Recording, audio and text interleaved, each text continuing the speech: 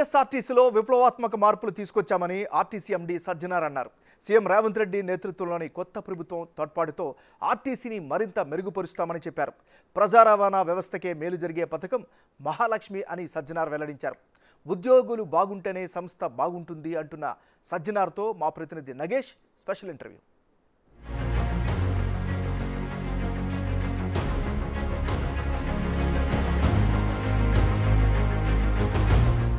Vishwanath Chennappa Sajjanar, VC Sajjanar police శాఖలో పేరు ప్రతిష్టలు పొంది పోలీసు శాఖకే అంటే ప్రజల మన్ననలు పొందిన ఆఫీసర్.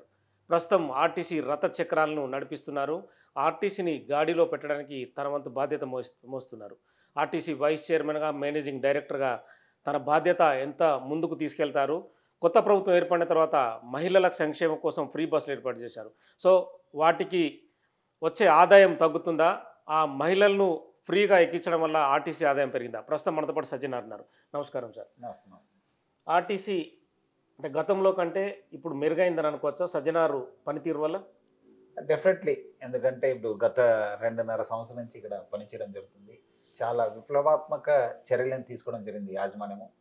దాని తోడుగా ఇప్పుడు కొత్త రాష్ట్ర ప్రభుత్వం వచ్చిన తర్వాత ఒక ప్రజా రవాణా వ్యవస్థకి ఒక మేలు జరిగే స్కీము మహాలక్ష్మి స్కీమ్ రావడంతో ఇంకా మనకు యాజమాన్యం కూడా బాగా జరిగింది.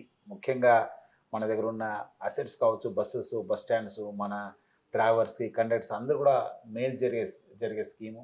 డెఫినెట్లీ మనము గతంతో పోలిస్తే ఇప్పుడు ఆర్టీసీ చాలా బాగుందని చెప్పి మనం చెప్పుకోవచ్చు. బట్ ఇంకా చేయాల్సింది చాలా ఉంది. మనము డెఫినెట్లీ మన యాజమాన్య తరఫు నుంచి కూడా మనము కసరత్తు చేయడం జరుగుతుంది. ప్రభుత్వం కూడా మనకు సహకారం ఇవ్వడం జరుగుతుంది. ముఖ్యంగా మన డ్రైవర్సు, కండక్టర్స్ అందరూ కూడా మన సిబ్బంది అందరూ కూడా బాగా కష్టపడుతున్నారు. డెఫినెట్లీ వచ్చే రోజు మన తెలంగాణ స్టేట్ రోడ్ ట్రాన్స్పోర్ట్ కార్పొరేషన్కి చాలా బాగుంటుందని చెప్పి నాకు అనిపిస్తుంది. అంటే ఆర్టీసీలో ఉద్యోగం చేయడం అంటేనే కొంత ఉద్యోగులు ఇబ్బంది పడుతుంటారు. అంటే తక్కువ జీతాలు, కుటుంబాలు నెట్టలేని పరిస్థితి కూడా అందులో ఉంటుంది. సో వాళ్ళ పరిస్థితి మీకు తెలుసు. తర్వాత పెన్షన్ రాకపోవడం తదితర అంశాలు చాలా ఉన్నాయి. పిఆర్సీ అంశం కూడా పెండింగ్లో ఉంది. ఎట్లా చూస్తారా సజ్జనార్? ఇప్పుడు ఈ అంశాలు సజ్జనార్ని ఎలా ముందుకు తీసుకెళ్తాయి? ప్రభుత్వంతో కనెక్టివిటీ ఎలా చేయగలుగుతుంది? ముఖ్యంగా మీరు అన్నట్లు మనము చాలా సమస్యలు ఉన్నాం. గతంతో పోలిస్తే కొత్త యాజమాన్యము 2021 మనము సెప్టెంబర్లో ఛార్జ్ తీసుకోవడం జరిగింది. నేను ఛార్జ్ తీసుకున్నప్పుడు 4 అంశాలపైన నేను ఫోకస్ చేయడం జరిగింది. ఒకటి, ఏ పరిస్థితులైనా యాజమాన్యం ఫస్ట్ డేట్ వస్తే అందరి అకౌంట్లో జీతాలు పడాలనేది ఫస్ట్ పెట్టడం జరిగింది. తర్వాత మనకు మెయిన్ మన కస్టమర్ ఎవరు ప్యాసింజర్స్ వాళ్ళ యొక్క డిలైట్నెస్, వాళ్ళు చాలా సంతోషంగా మన బస్సులో ప్రయాణించాలి, దానికి తగ్గట్టుగా చర్యలు తీసుకోవడం అని చెప్పడం జరిగింది. ముఖ్యంగా ఎంప్లాయీస్ సాటిస్ఫాక్షన్ కూడా, ఎంప్లాయీస్ కూడా పనిచేసినప్పుడు, ఎందుకంటే ఎంప్లాయీస్ బాగుంటేనే సంస్థ బాగుంటుంది. మనం ఇంకా మెరుగైన సేవ చేయవచ్చు, వాళ్ళు చూసుకోవడము. తర్వాత మనము ఇంటర్నల్ ఎఫిషియన్సీ, మన ఆపరేషనల్ ఎఫిషియన్సీ కూడా, ప్రొడక్టివిటీ కూడా ఎట్లా పెంచాలనే పైన కూడా ఫోకస్ చేయడం జరిగింది. గత 2.5 సంవత్సరం నుంచి యాజమాన్యం ఈ యొక్క టార్గెట్స్ని కంప్లీట్ చేయడంలో, అచీవ్ చేయడంలో సక్సెస్ఫుల్ అయిందని చెప్పి మనం చెప్పుకోవచ్చు. మీరు ఫస్ట్ టార్గెట్ చూస్తే ఇప్పటిదాకా కూడా ఒక్కసారి కూడా మనము దాని నుంచి మనము వెనకపోలేదు. ఫస్ట్ డే జీతం పడింది. సో దానివల్ల కూడా మన సిబ్బంది అంతా కూడా బాగా సంతోషంగా ఉన్నారు. దాని తోడుగా మన వాళ్ళు బాగా కష్టపడినారు, చాలా అంటే కష్టపడినారు. మీరు అన్నట్లు మన ఇలాంటి రద్దీ ప్రదేశంలో, ఇలాంటి డిసిప్లిన్ పబ్లిక్, ఇన్డిసిప్లిన్ ట్రాఫిక్లో మన బస్ నడపడం అనేది మా డ్రైవర్స్ అందరూ కూడా పెద్ద సల్యూట్. ఎందుకంటే ఎవరో మధ్యలో వస్తారు, ఇక్కడ వస్తారు, ఏమొస్తారు, ఎవరు అన్నారో మనకు తెలియదు. వాళ్ళు చాలా అంటే చాలా కష్టపడుతుంటారు. అదేవిధంగా లక్షల మంది ప్రజల్ని గమ్య స్థానానికి చేరుస్తున్నారు. అలాంటి రద్దీలు రకరకాల క్యారెక్టర్స్ వస్తుంటారు, రకరకాల ప్రజలు, రకరకాల జిల్లా నుంచి, రకరకాల భాషల మధ్యలో మన కండక్టర్స్ బాగా పనిచేయడం జరుగుతుంది, కృషి చేయడం వస్తుంది. సో ఇట్లా వాళ్ళు బాగా కష్టపడుతున్న డిపార్ట్మెంట్ మా డిపార్ట్మెంట్. సో అందుకు వాళ్ళు ప్రతి ఒక్కరు కూడా మనము వాళ్ళు కావాల్సింది మనం ఇవ్వాల్సిందే యాజమాన్యం చెప్పి ఇప్పటిదాకా మనము అంతకుముందు ఆల్మోస్ట్ 3-4 సంవత్సరం పెండింగ్లో ఉన్న 9 డిఎస్ కూడా ఇవ్వడం జరిగింది. వాళ్ళందరూ కూడా క్లియర్ చేయడం జరిగింది. దానివల్ల కూడా దాదాపు ఆల్మోస్ట్ మనము లాస్ట్ 2 ఇయర్స్లో 10,000 దాకా జీతం పెరగడం జరిగింది. ఇన్సెంటివ్స్ పెంచాను, వాళ్ళకందరూ కూడా హెల్త్ చెకప్ చేశాను. డెఫినెట్లీ మీరు అన్నట్లు ఇంకా చేయాల్సింది చాలా ఉంది. యాజమాన్యం కూడా కసరత్తు చేయడం జరుగుతుంది. అదేవిధంగా ఈ మధ్యలో మనం బస్ లాంచింగ్ కూడా మన గవర్నర్ అయిన ముఖ్యమంత్రి గారు కూడా, రేవంత్ రెడ్డి గారు కూడా మనకు పెండింగ్లో ఉన్న ఆర్పిఎస్ బౌన్స్ అమౌంట్ 280 crores కూడా రిలీజ్ చేస్తానని చెప్పి హామీ ఇవ్వడం జరిగింది. దానివల్ల కూడా మన సిబ్బందులు కూడా బాగా ఉత్సాహం నింపడం జరిగింది. సో ఇంకా మీరు అన్నట్లు మనకు చాలా మన డిఆర్ఎస్ ఇవ్వాల్సి ఉంది, ఆర్పిఎస్ 2 పిఆర్సీలు పెండింగ్ ఉన్న మన సిబ్బందికి. సో మన సిసిఎస్ అమౌంట్ ఉంది, పిఎఫ్ అరియర్స్ ఇవ్వాల్సి ఉంది. సో చాలా రకరకాలు ఉంది. డెఫినెట్లీ నాకు విశ్వాసం ఉంది, డెఫినెట్లీ ఈ సంస్థని ప్రభుత్వం ఆదుకోవడం జరుగుతుంది ఈరోజు. ఎందుకంటే మన సిబ్బంది బాగా కష్టపడడం వల్ల ప్రభుత్వానికి కూడా మంచి పేరు రావడం జరిగింది. సక్సెస్ఫుల్గా ఇప్పుడు మీరు వేరే రాష్ట్రంలో చూస్తే మహాలక్ష్మి పథకంను ఇంప్లిమెంట్ కావడానికి వాళ్ళకు చాలా వారాలు పడింది. నెల తరబడి వాళ్ళు ఇంప్లిమెంట్ చేశారు. ఇక్కడ 48 గంటల్లోనే మనము ఇంప్లిమెంట్ చేయగలిగాం. మహాలక్ష్మి పథకం నష్టమా లాభం ఆర్టీసీకి? డెఫినెట్లీ లాభము. నేను అంతకుముందు చెప్పిన అంటే ఎలా లాభాన్ని మీరు అంటే చూపించగలుగుతారు? ఆక్యుపెన్సీ రేట్ పెరిగింది. మనము ఉన్న బస్సెస్లో మనం అంతకుముందు ఖాళీకి వెళ్ళే బస్సెస్లో ఈరోజు ప్రజలు చాలా నిండుగా వెళ్ళడం జరుగుతుంది. అదేవిధంగా ప్రజలు కూడా మహిళలు కూడా చాలా రకరకాల ఉద్యోగం చేసే వాళ్ళు కూడా పెద్ద సేవింగ్ అయింది. చాలామంది బయట వేరే ప్రైవేట్ రవాణా వ్యవస్థను వాడేవాళ్ళు కూడా మా బస్సులో ప్రయాణం చేయడం జరుగుతుంది. సాధికారతకు కూడా వాళ్ళకు మంచి అయింది చాలామంది. ఎందుకంటే అక్కడక్కడ ఊర్లో తిరిగే వాళ్ళు చాలా తక్కువ ధరలకు అమ్మే వస్తువులంతా ఇప్పుడు సిటీకి వచ్చి ఇక్కడ కూడా చాలా వరకు కొత్త మార్కెట్ క్రియేట్ కావడం జరిగింది, ఇంట్రాక్షన్ కావడం జరిగింది. చాలామంది ఊరు నుంచి బయటకు వెళ్ళేవాడు కాదు, ఈరోజు దేవాలయాలకు వెళ్తున్నారు, హైదరాబాద్కి వస్తున్నారు, కొత్త వాళ్ళు ప్లేస్కి వెళ్తున్నారు, అదనపు ఆదాయాన్ని సమకూరుస్తున్నారు. డెఫినెట్లీ. నాకు మొన్న ఒక గ్రామానికి వెళ్తే అక్కడ చెప్తున్నారు దాదాపు 3,000 వాళ్ళు రోజు కూరగాయలు అమ్ముతారు. వాళ్ళు 3,000 నుంచి 4,000 దాకా మనకు సేవింగ్ అయింది సార్ ప్రభుత్వం వల్ల అని చెప్పి చెప్పడం జరిగింది. నిన్నే కూడా వేరే దగ్గర వెళ్తే కూడా వాళ్ళు కూడా అదే మాట్లాడుతున్నారు. చాలా ఒక మంచి స్కీము మనకు దీనివల్ల డెఫినెట్లీ. ఎందుకంటే ఇది గవర్నమెంట్ సబ్సిడైజ్ స్కీము. వేరే చూస్తే మనకు ఇచ్చే అమౌంట్ కూడా చాలా తక్కువ, బట్ లాభాలు ఎక్కువ ఉంటుంది. ఇది మళ్ళీ వేరే సెక్టర్స్ పైన కూడా మీ జీడిపి పెరుగుతుంది, మనము ఇన్కమ్ లెవెల్ పెరుగుతుంది, మన ఎంపవర్మెంట్ జరుగుతుంది, చాలా లాభాలు ఉంటుంది. ఈ ఒక్క ప్రజా రవాణా వ్యవస్థకి ఇలాంటి స్కీము డెఫినెట్లీ చాలా మేలు జరుగుతుంది. అంటే మొదట ఫ్రీ అన్నారు, తదుపరి ఆధార్ కార్డు అన్నారు, ఇప్పుడు స్మార్ట్ కార్డ్ అనేది ఒక ఆలోచన ఉందని చెప్తున్నారు. అంటే మనం ఎప్పుడు కూడా ఫ్రీ అనేది ఫ్రీ గ్యారంటీ, బట్ దానికి ఒక ఆధారం ఉండదు. ఎందుకంటే రాష్ట్ర ప్రభుత్వం జీవో ఇచ్చినప్పుడు స్థానిక ఈ రాష్ట్రానికి చెందిన వాళ్ళకే ఇది ఫ్రీ అన్నారు. సో అది చెక్ చేయాల్సిన బాధ్యత మా పైన ఉంది. సో అందుకు అది చెక్ చేయాల్సి వచ్చింది. డెఫినెట్లీ వచ్చే రోజు మనము స్మార్ట్ కార్డ్ తీసుకోవడం, ఎందుకంటే ఈ కండక్టర్ పైన కూడా పని భారం తగ్గించాలి. వీళ్ళు కూడా ప్రతిసారి కూడా ఆధార్ అనేది కూడా చూపించడానికి కూడా చాలా మంది ఇబ్బంది పడుతున్నారు, దానివల్ల కూడా కొంత గొడవలు జరుగుతున్నాయి. సో దాన్ని తగ్గించుకోవడానికి మీరు అన్నట్లు స్మార్ట్ కార్డ్ కూడా ఒక మన సొల్యూషన్. డెఫినెట్లీ వచ్చే రోజు యాజమాన్య దాని దిశ కూడా కసరత్తు చేయడం జరుగుతుంది. హైదరాబాద్లో ఆర్టీసీ బస్సుల సంఖ్య తగ్గిందనేది ఒక వినికిడి. అంటే ప్రజా రవాణా వ్యవస్థలో భాగంగా ప్రైవేట్ కార్లే ఎక్కువ రోడ్లపైన తిరుగుతున్నాయి, ఎక్కువ పొల్యూషన్ వస్తుంది. ఎందుకని ఆర్టీసీ బస్సుల సంఖ్య తగ్గిందా? డెఫినెట్లీ అది కొంచెము బికాస్ ఆఫ్ వేరియస్ రీజన్స్. మనము కొంత బ్యాంక్స్ ముందుకు రాకపోవడం వల్ల, కొంత మనము మన ఉన్న రెవెన్యూని మనం కరెక్ట్ మేనేజ్ చేయకపోవడం వల్ల కొంత మనకు ఇబ్బంది అయింది. కోవిడ్ సమయంలో చాలా దెబ్బ తగిలింది మనకు ఈ ప్రజా రవాణా వ్యవస్థ ప్రపంచవ్యాప్తంగా. ముఖ్యంగా మనం కూడా ఎక్సెప్షనల్ ఏం కాదు. దానివల్ల కూడా ఓఆర్ బాగా పడిపోవడంతో కూడా మనం కొత్త బస్సెస్ని మనము స్క్రాప్ చేయాల్సి వచ్చింది. దానివల్ల కూడా మనకు బాగా నష్టం కావడం జరిగింది. అప్పుడు మనము యాజమాన్యం కూడా కొంచెము ఇలా లేదు బస్ పెంచాలని చెప్పి చేయడం జరిగింది. అందుకు మనం ఇప్పుడు ఎలక్ట్రికల్ వెహికల్ బస్సెస్ని ఇక్కడ సిటీలో లాంచ్ చేయడం జరుగుతుంది. ప్లస్ అదేవిధంగా మనము బస్సెస్ కూడా ఆల్మోస్ట్ 1,325 బస్సెస్ని తీసుకోవడం జరుగుతుంది. ఎక్కువ కూడా ఇక్కడ సిటీకి కేటాయించడం జరుగుతుంది. ఇంకా కూడా మనం కూడా కొత్త ఏరియాస్ ఎక్కడెక్కడ మనకు అవసరం ఉంది దాన్ని కూడా చేసి వచ్చే రోజు డెఫినెట్లీ ప్రభుత్వ సహకారంతో డెఫినెట్లీ ఇంకా బస్ పెంచాలి. మీరు అన్నట్లే డెఫినెట్లీ ప్రైవేట్ వెహికల్స్ ఎక్కువైనా దానికి సొల్యూషన్ మన ప్రజా రవాణా వ్యవస్థ, దాని దిశలో డెఫినెట్లీ యాజమాన్యం కసరత్తు చేయడం జరుగుతుంది. ఆర్టీసీ విలీన ప్రక్రియ ఎంతవరకు వచ్చింది? అంటే ఉద్యోగులంతా కూడా ఎంతో ఆశతో ఎదురు చూస్తున్నారు. విలీనమైతే తమ బతుకులు బాగా అవుతాయి అనేది కూడా వాళ్ళ ఆశ. కరెక్ట్. అది అపాయింటెడ్ డేట్ కోసం పెండింగ్లో ఉంది. డెఫినెట్లీ ప్రభుత్వం కూడా కన్సిడర్ చేస్తారని చెప్పి నేను ఆశిస్తున్నాను. గత ప్రభుత్వంలో కొంతమంది మాజీ ప్రజాప్రతినిధులు ఆర్టీసీకి సంబంధించిన కమర్షియల్ కాంప్లెక్స్ రెంట్కు తీసుకొని డబ్బులు ఎగ్గొట్టారనే వార్తలు ఈ మధ్య వచ్చాయి. సునీల్ లాంటి వ్యక్తి కూడా యాడ్స్ రూపేణా వసూలు చేసి ఆర్టీసీకి చెల్లించలేదని. ఇటువంటి అంశాలని ఎలా చూస్తారు మీరు? అంటే అదే మనము ఇది ఆర్టీసీ అనేది సొంత మనది కాదు, ఇది ప్రజల ఆస్తి.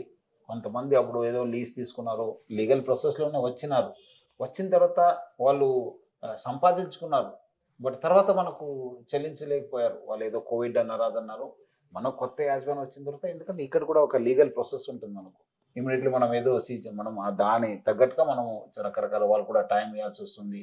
మనం కూడా వాళ్ళ దగ్గర రెస్పాన్స్ తీసుకోలేదు, వాళ్ళు కొంత కడతారు కొంత కట్టరు. సో అది అంతా దృష్టి పెట్టుకొని మనం చేయడం జరిగింది. అది ఒక తారాస్థాయికి చేరినప్పుడు మనం డెఫినెట్లీ క్రిమినల్ కేసు కట్టాల్సి వచ్చింది. దానంతగా మీరు అన్నట్లు సునీల్ పైన కూడా, ఎందుకంటే అది 2015-16లో జరిగిన అయినా నేను పర్టికులర్గా వాళ్ళకు ఫోకస్ చేసి లేదు కేసు కట్టాల్సిందే, మనము దాన్ని కూడా ఎట్లా రికవర్ చేయాలి, ఎక్కడ ఏ ఫోరంకి వెళ్ళాలని పైన కూడా మనం కసరత్తు చేయడం జరుగుతుంది. ఇప్పుడు మేడారం బిగ్ టాస్క్ సజ్జనార్ గారికి, ఆ టాస్క్ని ఎలా పూర్తి చేయబోతున్నారు? ఎందుకంటే అక్కడికి ప్రైవేట్ వెహికల్స్ వస్తుంటాయి, ఆర్టీసీ ద్వారా కూడా ఎక్కువ సంఖ్యలో మహిళలు ప్రయాణించే అవకాశం ఉంది. సో ప్రమాదాలకు ఆస్కారం కూడా ఉంటుంది. అంటే ఎలా మీరు దాన్ని ముందుకు తీసుకెళ్ళబోతున్నారు? అదే మనము మహాలక్ష్మి స్కీమ్ వచ్చిన తర్వాత ఈ చారిత్రాత్మక మేడారాము ఫస్ట్ టైం జరుగుతుంది. 2020లో మనము ఒక బేస్ లైన్, ఎందుకంటే 2022లో కోవిడ్ వచ్చింది. 2020లో మనకు 20 లక్షల మంది మా బస్సులో ప్రయాణించారు. దాన్ని దృష్టిలో పెట్టుకొని మనం ఈసారి ఒక 30 లక్షల మంది వస్తారని చెప్పి మనము అంచనా చేయడం జరుగుతుంది. సో దానికి తగ్గట్టుగా మనము ఆల్మోస్ట్ 6,000 బస్సెస్ని పెట్టాలని చెప్పి ఆలోచన చేయడం జరుగుతుంది. అంతకుముందు మన బస్టాండ్ ఏరియా ఒక 2 పార్కింగ్ ప్లేసెస్ ఉండేది. ఈసారి బస్టాండ్ ఏరియా కూడా పెద్ద చేయడం జరిగింది. అక్కడ కూడా మళ్ళీ 15 ఏకర్స్ని మనము మళ్ళీ గవర్నమెంట్ తరఫు నుంచి తీసుకోవడం జరిగింది. 2 ఉన్న పార్కింగ్ ప్లేస్ని 5 చేయడం జరిగింది. అంతకుముందు క్యూ లైన్స్ ఓన్లీ మనము 40 ఉండింది, ఈసారి అది 48 చేయడం జరిగింది. పొడుగు కూడా ఓన్లీ 8 కిలోమీటర్స్ దాకా ఉండింది, పొడుగు ఈసారి 15 కిలోమీటర్ దాకా వెళ్ళింది. హోర్డింగ్ ప్లేస్ పెంచాను. దాదాపు 15,000 మంది సిబ్బందితోని మనం అక్కడ ప్లేస్ చిన్నదిగా ఉంటుంది అంటే అడ్జస్ట్మెంట్ ఇప్పుడు బాగా పెద్ద చేసేసాను. నేను కూడా చూసి వచ్చాను. ఇప్పుడు thanks to district collector and the government, local minister గారు కూడా, అన్సూయ గారు కూడా బాగా హెల్ప్ చేశారు. దానివల్ల కూడా మనకు ల్యాండ్ దొరికింది. దానివల్ల కూడా మనం చూసాను. మన మినిస్టర్ గారు కూడా, పొన్నం ప్రభాకర్ గారు కూడా వచ్చారు. చాలా వాళ్ళు కూడా బాగా అప్రిషియేట్ చేశారు. వాళ్ళు కూడా మనకు ఇంటర్ డిపార్ట్మెంట్ కూడా బాగా కోఆర్డినేషన్ చేయడంతో చాలా మటుకు మనము చేయడం జరిగింది. మనము ఎక్కువ ప్రజలు అక్కడ 4 ఉమ్మడి జిల్లా నుంచి వస్తారు, ఆదిలాబాద్, కరీంనగర్, వరంగల్, ఖమ్మం నుంచి. సో అక్కడ మనం ఫోకస్ చేయడం జరుగుతుంది. అక్కడ ఎటువంటి ఇబ్బంది కాకుండా మనం చూడాలనుకున్నాం. ఇక్కడ అక్కడి నుంచి వచ్చిన వాళ్ళు, ఇక్కడ ఉన్న వాళ్ళు కూడా హైదరాబాద్ నుంచి కూడా దాదాపు 400 బస్సెస్ని ఏర్పాటు చేయడం జరుగుతుంది. చాలా విశ్వాసం ఉంది. డెఫినెట్లీ ఇది it will be a successful Medaram అని చెప్పి అనిపిస్తుంది. ఎందుకు మీరు అన్నట్లు కొంచెం రోడ్ ప్రెషర్ కూడా పెరుగుతుంది. మన బస్సెస్ కూడా ఎక్కువ అయినాము, మనం మీరు అన్నట్టు ప్రైవేట్ వెహికల్స్ కూడా ఎక్కువ. ఆల్రెడీ మనం రోడ్స్ కూడా బాగా డెవలప్ కావడం జరిగింది. మనం కూడా స్పెషల్ ఆఫీసర్స్ పెట్టేసి అక్కడ అన్ని రకాల మనము ఏర్పాటు చేయడం జరుగుతుంది. హైదరాబాద్లో మెట్రో తరహా సీట్లని బస్సులో పెడతామని చెప్పి ఈ మధ్య వస్తుంది. అంటే అలాంటి ఏర్పాటు ఏమైనా జరుగుతుందా? అంటే రకరకాల పైలట్ని మనం చేయడం జరుగుతుంది. రష్ కావడంతో మహిళలకి మళ్ళీ మెన్ కూడా ఇబ్బంది కావద్దు అని చెప్పి మనం రకరకాల ఎక్స్పెరిమెంట్ చేయడం జరుగుతుంది. సో దాని భాగంగా ఇది కూడా ఒక పైలట్ రన్ చేయడం జరుగుతుంది. డెఫినెట్లీ ప్రజల ఫీడ్బ్యాక్ కూడా తీసుకుంటాను. అది బాగుందని చెప్తే నెక్స్ట్ వచ్చే బస్సెస్ కావచ్చు, ఇక్కడ ఉన్న బస్సెస్ కూడా మనం ఎట్లా చేస్తే బాగుంటుంది అనే పైన మనము ఆలోచన చేస్తాం. గతంలో ఎంతోమంది ఐపీఎస్ ఆఫీసర్లు ఆర్టీసీ ఎండీగా పనిచేశారు. ఈ ఉద్యోగం మీకు సంతృప్తినిచ్చిందా? డెఫినెట్లీ. ఎందుకంటే ఇప్పుడు మీరు గతంలో చూస్తే నేను జాయిన్ అయినప్పుడు ఇప్పుడు ఆల్మోస్ట్ 3,800 crores టర్న్ ఓవర్ ఉన్న మన సంస్థ ఇప్పుడు దాదాపు 7,000 కోటి దాకా చేయడం జరిగింది. ఆల్మోస్ట్ 2 yearsలో డబల్ అయింది మా రెవెన్యూ. మన ఫ్లీట్ కూడా 10,000 దాటిపోయింది. మన సిబ్బంది కూడా చాలా సంతృప్తి ఉన్నారు. ముఖ్యంగా మన ప్రయాణికుల దేవుళ్ళకి అందరూ కూడా నేను పెద్ద థ్యాంక్స్ చెప్పాలనుకున్నాను. పేరుగా ధన్యవాదాలు తెలుపుతున్నాను. ఎందుకంటే వాళ్ళు చాలా ప్రతి ఒక్క ఇనిషియేటివ్ని కూడా ప్రోత్సహించారు. సో ఇది కూడా ఒక పెద్ద CEO పోస్టు. సో ఇక్కడ కూడా చాలా సంతృప్తి వచ్చింది. ఎందుకంటే ఇన్ని సంవత్సరం ఎప్పుడు కూడా క్రిమినల్, వాళ్ళు ఎక్స్ట్రీమిస్టు, టెర్రరిస్టు, ఆ టెన్షన్ ఈ టెన్షన్. బట్ ఇక్కడ వస్తే ఇట్స్ కంప్లీట్లీ బిజినెస్, ఒక కమర్షియల్ యాక్టివిటీ. సో ఇది టర్న్ అరౌండ్ చేయడము చాలా సంతృప్తి ఇచ్చింది. ఎందుకంటే లక్షల్లో ప్రజలు చేరుతారు. ఈరోజు మనకు అంతకుముందు నేను జాయిన్ అయినప్పుడు ఓఆర్ less than 60 ఉండింది. ఈరోజు మనము ఈ మహాలక్ష్మి కంటే ముందు ఆల్మోస్ట్ 70 దాకా రీచ్ కావడం జరిగింది. ఇప్పుడు మనం ఆల్మోస్ట్ 100 రీచ్ అయినాము. ఇంతమందిని కూడా మనము సురక్షితంగా స్కీమ్ లాంచ్ చేయడం ఒక ఎత్తు, వాళ్ళకి కావాల్సిన వసతులు కావచ్చు, టాయిలెట్స్ కావచ్చు, సిబ్బందిని మోటివేట్ చేయడం అనేది కూడా పెద్దది.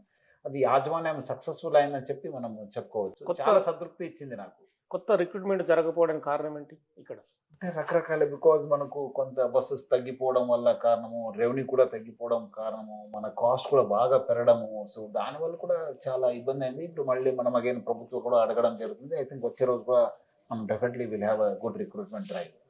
ఓకే, ప్రస్తుతం ఏడీజీగా ఉన్నారు. 1996 బ్యాచ్ మీది. ఎస్ఐబిగా గతంలో మల్టీ లెవెల్ మార్కెటింగ్ టాస్క్లు కావచ్చు, 2 ఎన్కౌంటర్ల వ్యవహారాలు కావచ్చు, పోలీస్ శాఖలో అంటే ఒక సంచలనాత్మకమైన సజ్జనారు మళ్ళీ పోలీస్ శాఖకు తదుపరి స్టెప్ వేస్తే ఎలా ఉండబోతుంది? డెఫినెట్లీ వస్తే అవకాశం వస్తే మళ్ళీ ఎక్కడైనా ఉద్యోగం కాదు, అది పోలీస్ ఉద్యోగం కావచ్చు, ఇక్కడ ఇది అడ్మినిస్ట్రేషన్ ఉద్యోగం కావచ్చు, ఎక్కడైనా ఉద్యోగం ప్రభుత్వం ఏ బాధ్యత ఇస్తే కూడా డెఫినెట్లీ విల్ డూ ఇట్, సక్సెస్ఫుల్గా చేస్తాను. డెఫినెట్లీ ప్రభుత్వానికి మంచి పేరు తీసుకురావడానికి కృషి చేస్తాను. ఇప్పుడు కూడా మీరు ట్విట్టర్లో చాలా యాక్టివ్గా ఉంటారు. మల్టీ లెవెల్ మార్కెటింగ్లో ప్రజలు మోసపోతుంటారని చెప్పి ఎప్పటికప్పుడు ట్వీట్ చేస్తుంటారు. అంటే మోసపోయే విధానం కూడా చాలా కొత్తగా వస్తుంది. అంటే డెఫినెట్లీ, ఎందుకంటే ఒకవైపు మనము ఆశ ఉంటుంది ప్రజలకి సంపాదించాలనేది, ఆ సంపాదించాలి కూడా కరెక్ట్ మార్గంలో ఉండాలి. కొంతమంది ఈ అమాయకుల్ని మోసం చేసి వాళ్ళు ఒక పైన మనము సంపాదించాలని చెప్పి చాలామంది అనుకుంటారు. అది ఇలాంటి మల్టీ లెవెల్ మార్కెటింగ్ స్కీము. ఎందుకంటే పైన ఉన్న వాళ్ళే సంపాదిస్తారు కానీ కింద ఉన్న వాళ్ళందరూ బక్రాదా అవుతారు. నేను యాజ్ అ పబ్లిక్ సర్వెంట్ మనకు కూడా ఒక బాధ్యత ఉంది. మనము ప్రజల్ని రక్షించాలి, ప్రజలు ఒక సమాజాన్ని రక్షించాలి, తర్వాత దేశం రక్షించాలి అనేది. సో దాన్ని ఒక బాధ్యతగా మనము ప్రతిసారి కూడా ఇలాంటి మోసం జరిగినప్పుడు మనం పబ్లిక్ని అవేర్నెస్ చేయాల్సిన బాధ్యత ఒక పోలీస్ అధికారిగా, ఒక సామాన్య సిటిజన్గా చేయాల్సిందే. సో దట్ మనం ఒక్కరెవరు ఇద్దరు చదివితే కూడా ఒక నలుగురు చెప్తారు, నలుగురు చెప్తే అట్లీస్ట్ ఆ స్కీమ్ గురించి తెలుస్తుంది. ఓకే, కొంచెం అక్కడక్కడ జరుగుతుంది, బట్ నాకు అనిపిస్తుంది కొంచెము లా ఎన్ఫోర్స్మెంట్ కూడా కొంచెం ఇంకా గట్టిగా చేసి ఎక్కడెక్కడ వాళ్ళు వస్తావుల దృష్టికి వచ్చింది కేసు కడితేనే ఇది ఆపగలుగుతాను. నేనంటే అవేర్నెస్ వల్ల కొంచెం అవుతుంది, కానీ కొంతమంది ఈ ఒక కేసు, క్రిమినల్ కేసు లేకపోవడం వల్ల కూడా ఆశ్రయ తీసుకుని మనము మోసం చేయడం జరుగుతుంది. సో ఇప్పుడు ఆర్టీసీని ఉద్యోగులకు ఇంకా ఎలాంటి భరోసా ఇవ్వబోతున్నారు? చాలామంది ఒడిదుడుకులకు లోనవుతుంటారు. ఆర్టీసీ అంటేనే భయపడుతున్న పరిస్థితి ఉద్యోగం చేయాలంటేనే. సజ్జనార్ ఉన్నంతసేపే ఇది సాగుతుందా? సజ్జనార్ తర్వాత ఇలాంటి మళ్ళీ ఈ కంటిన్యూ అవుతుందా? డెఫినెట్లీ మనము తీసుకొచ్చిన సంస్కరణము చాలా ఒక లాంగ్ టర్మ్ సంస్కరణ. ఇది ఏదో ఇక్కడ నేను వచ్చాను తర్వాత పోతే పడిపోతానంటే మన ఆఫీసర్స్ కూడా చాలా ప్రొఫెషనల్ అయినారు. ముఖ్యంగా డ్రైవర్స్ కంట్రీస్ కూడా తెలిసిపోయింది. ఎందుకంటే ప్రజల మధ్యలో ఉండే ఈ సంస్థ, మనము వాళ్ళని విడిపోయి మనము చేయలేము, ఏదో నడుస్తుంది కదా అనే దానికి లేదు, వాళ్ళతోనే మనం కలిసి ఉంటేనే మంచి ఉంటుందని చెప్పి చాలా ప్రొఫెషనలిజం రావడం జరిగింది. దానివల్ల కూడా మన ఫలితాలు కూడా రావడం జరిగింది. వాళ్ళు కూడా ఇండివిజువల్ కూడా బెనిఫిట్ కావడం జరిగింది. చాలా ఇనిషియేటివ్ యాజమాన్యం తీసుకోవడం జరిగింది. ఐ థింక్ వచ్చే రోజు కూడా డెఫినెట్లీ ఈ సంస్కరం కొనసాగిస్తాము. మనకు కూడా మంచి జరిగేది ప్రభుత్వ వైపు నుంచి కూడా మనం ఆశిస్తున్నాం. ముఖ్యంగా నేను కూడా నా వంతు కృషి చేయడం జరుగుతుంది. మన మినిస్టర్ గారు పొన్నం ప్రభాకర్ గారు కూడా బాగా కృషి చేస్తున్నారు. మన ప్రిన్సిపల్ సెక్రటరీ రాజు గారు కూడా చేస్తున్నారు. సిఎస్ మేడం కూడా, శాంతకుమార్ మేడం కూడా బాగా ట్రై చేస్తున్నారు. సో అందరూ కలిసి మనము, ఎందుకంటే చాలా పెండింగ్ ఉన్న మన ఇష్యూస్ అవన్నీ కూడా మనం డెఫినెట్లీ వాళ్ళు గవర్నమెంట్ దృష్టి సారిస్తుంది, మనకు హెల్ప్ చేస్తారు, సపోర్ట్ చేస్తారని చెప్పి మనం ఆశిస్తున్నాం. Okay, thank you sir. Thank you. మొత్తానికైతే సజ్జనార్ గారు ఆర్టీసీ రథచక్రాలను ఇంకా మరింత గాడిలో తీసుకెళ్ళడానికి కృషి చేస్తామంటున్నారు. ప్రభుత్వం నుంచి సహకారం కూడా ఉందని చెప్తున్నారు. ఇప్పటికే మహిళలకు ఫ్రీ బస్ అనేది సక్సెస్ అయింది. తదుపరి ఏదైతే కొత్త అంశాలను కూడా వాటి కూడా ప్రవేశపెట్టి ఉద్యోగులకు భరోసానిస్తామని చెప్తున్నారు. చూస్తూనే ఉండండి బిగ్ టీవీ.